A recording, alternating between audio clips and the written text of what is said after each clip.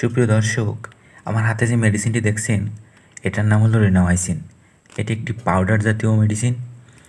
এটার ভিতরে 100 গ্রাম রয়েছে। বাজারের দোকানে আপনারা এটা 90 থেকে 95 টাকার ভিতরে পেয়ে যাবেন। যেখানে মুরগির ঔষধ পাওয়া যায় সেখানে গেলেই আপনারা ওষুধটি পেয়ে যাবেন। দর্শক, এখন জানাবো ওষুধটি কখন ব্যবহার করবেন।